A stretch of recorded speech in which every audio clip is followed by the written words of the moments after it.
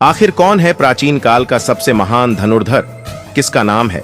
किसको महान कहें? कौन है वह विश्व विजेता जिसने धन और विद्या में अपने नाम को एक अलग ही पहचान दी है? दोस्तों, आज हम बात करेंगे उन 8 महान धनुर्धर होगी जिन्होंने इतिहास में कुछ ऐसा किया है जिसके कारण उनका नाम इतिहास के पन्नों में दर्ज है। आज हम एक एक करके बताएंगे उन 8 धनुर्धर के बारे में, तो वीडियो में अंत तक बन रहे और चैनल को सब्सक्राइब कर दें। वीडियो को लाइक करते हैं। नंबर 1 पर आते हैं शूरवीर अर्जुन। 5 पांडवों में से एक अर्जुन की धनुष विद्या भी जग प्रसिद्ध थी। गुरु द्रोण के श्रेष्ठ शिष्यों में से एक थे अर्जुन। द्रोण ने अर्जुन को धनुष सिखाते वक्त वचन दिया था कि तुमसे श्रेष्ठ इस संसार में कोई धनुर्धर नहीं होगा। अर्जुन के धनुष की टंकार से पूरा युद्ध क्षेत्र गूंज उठता था। रथ पर सवार कृष्ण और अर्जुन को देखने के लिए देवता भी स्वर्ग से उतर गए थे, लेकिन अर्जुन से भी श्रेष्ठ कोई था जिसे दुनिया अर्जुन से श्रेष्ठ मानती है। जी हां दोस्तों, अब हम नंबर 2 पर बात करते हैं एकलव्य की। गुरु द्रोण की मूर्ति बनाकर मूर्ति के समक्ष एकलव्य ने धनुष विद्या सीखी थी। गुरु द्रोण को जब इस बात का पता चला कि एकलव्य अर्जुन से भी श्रेष्ठ धनुष बाण चलाना सीख गया है, तो उन्होंने एकलव्य से पूछा कि तुमने यह विद्या कहां से सीखी? इस पर एकलव्य ने कहा, गुरुवर, मैंने आपको ही गुरु मानकर आपकी मूर्ति के समक्ष यह विद्या को हासिल किया था। इस बात पर द्रोण ने कहा कि तब तो हम गुरु दक्षिणा के हकदार हैं। एकलव्य यह सुनकर प्रसन्न हो गया और कहने लगा, मांगिए गुरुदेव, क्या चाहिए? द्रोण ने कहा कि तुम जिस हाथ से प्रत्यंचा चढ़ाते हो, मुझे उस हाथ का अंगूठा चाहिए। अर्जुन को दिए वचन की रक्षा के लिए ही उन्होंने एकलव्य से उसका अंगूठा मांग लिया था। नंबर 3 पर आते हैं कर्ण।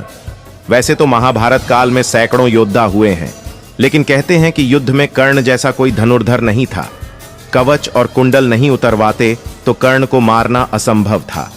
कर्ण के अर्जुन और एकलव्य से श्रेष्ठ धनुर्धर होने का प्रमाण यह है कि कर्ण के तीर की इतनी ताकत थी कि जब वे तीर चलाते थे और उनका तीर अर्जुन के रथ पर लग जाता था तो रथ पीछे कुछ दूरी तक खिसक जाता था। कृष्ण अर्जुन से कहते थे कि जिस रथ पर मैं और हनुमान विराजमान हैं, उसके इस तरह पीछे धकेले जाने से पता चलता है कि कर्ण की धनुर्विद्या में बहुत बल है। नंबर 4 बर्बरीक। बर्बरीक महाभारत काल का सर्वश्रेष्ठ धनुर्धर था। युद्ध के मैदान में भीम पौत्र बर्बरीक दोनों खेमों के मध्य बिंदु एक पीपल के वृक्ष के नीचे खड़े हो गए और यह घोषणा कर डाली कि मैं उस पक्ष की तरफ से लड़ूंगा जो हार रहा होगा। भीम के पौत्र बर्बरीक के समक्ष जब अर्जुन तथा भगवान श्री कृष्ण उसकी वीरता का चमत्कार देखने के लिए उपस्थित हुए, तब बर्बरीक ने अपनी वीरता का छोटा सा नमूना मात्र ही दिखाया। कृष्ण ने कहा कि यह जो वृक्ष है, इसके सारे पत्तों को एक ही तीर से छेद दो तो मैं मान जाऊंगा। बर्बरीक ने आज्ञा लेकर तीर को वृक्ष की ओर छोड़ दिया। जब तीर एक एक कर सारे पत्तों को छेदता जा रहा था, उसी दौरान एक पत्ता टूटकर नीचे गिर पड़ा। कृष्ण ने उस पत्ते पर यह सोचकर पैर रखकर उसे छुपा लिया कि यह छेद होने से बच जाएगा, लेकिन सभी पत्तों को छेदता हुआ वह तीर कृष्ण के पैरों के पास आकर रुक गया। तब बर्बरीक ने कहा, प्रभु, आपके पैर के नीचे एक पत्ता दबा है, कृपया पैर हटा लीजिए, क्योंकि मैंने तीर को सिर्फ पत्तों को छेदने की आज्ञा दे रखी है, आपके पैर को छेदने की नहीं। उसके इस चमत्कार को देखकर कृष्ण चिंतित हो गए। भगवान श्री कृष्ण यह बात जानते थे कि बर्बरीक प्रतिज्ञावश हारने वाले का साथ देगा। यदि कौरव हारते हुए नजर आए तो फिर पांडवों के लिए संकट खड़ा हो जाएगा, और यदि जब पांडव बर्बरीक के सामने हारते नजर आए तो फिर वह पांडवों का साथ देगा। इस तरह वह दोनों ओर की सेना को एक ही तीर से खत्म कर देगा। नंबर 5 लक्ष्मण। राम के छोटे भाई लक्ष्मण को कौन नहीं जानता। लक्ष्मण ने अपने तीर से रेखा खींच दी थी। उस रेखा में ही इतनी ताकत थी कि कोई भी उसके उस पार नहीं जा सकता था। लक्ष्मण की धनुष विद्या के चर्चे दूर दूर तक थे। शास्त्रों के अनुसार लक्ष्मण को श्रेष्ठ धनुर्धर माना गया है। लक्ष्मण ने राम रावण युद्ध के दौरान मेघनाद को हराया था, जिसने युद्ध में इंद्र को परास्त कर दिया था। इसीलिए मेघनाद को इंद्रजीत भी कहा जाता है। नंबर 6 भगवान श्री कृष्ण। भगवान श्री कृष्ण सर्वश्रेष्ठ धनुर्धर भी थे।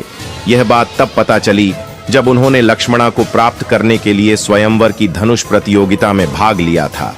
इस प्रतियोगिता में कर्ण, अर्जुन और अन्य कई सर्वश्रेष्ठ धनुर्धरों ने भाग लिया था। द्रौपदी स्वयंवर से कहीं अधिक कठिन थी लक्ष्मणा स्वयंवर की प्रतियोगिता। भगवान श्री कृष्ण ने सभी धनुर्धरों को पछाड़कर लक्ष्मणा से विवाह किया था। हालांकि लक्ष्मणा पहले से ही श्री कृष्ण को अपना पति मान चुकी थी, इसीलिए श्री कृष्ण को इस प्रतियोगिता में भाग लेना पड़ा। श्री कृष्ण के धनुष का नाम शारंग था।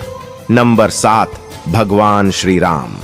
एक बार समुद्र पार करने का जब कोई मार्ग नहीं समझ में आया तो भगवान श्री राम ने समुद्र को अपने तीर से सुखाने की सोची और उन्होंने तरकश से अपना तीर निकाला ही था और प्रत्यंचा पर चढ़ाया ही था कि समुद्र के देवता प्रकट हो गए और उनसे प्रार्थना करने लगे थे।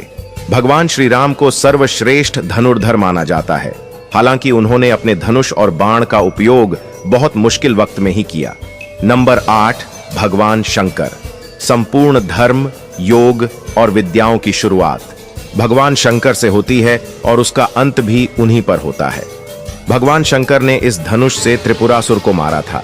त्रिपुरासुर अर्थात 3 महाशक्तिशाली और ब्रह्मा से अमरता का वरदान प्राप्त असुर थे। शिव ने जिस धनुष को बनाया था उसकी टंकार से ही बादल फट जाते थे और पर्वत हिलने लगते थे। ऐसा लगता था मानो भूकंप आ गया हो। यह धनुष बहुत ही शक्तिशाली था। इसी के एक तीर से त्रिपुरासुर की 3 नगरियों को ध्वस्त कर दिया गया था। इस धनुष का नाम पिनाक था। देवी और देवताओं के काल की समाप्ति के बाद इस धनुष को देवराज को सौंप दिया गया था।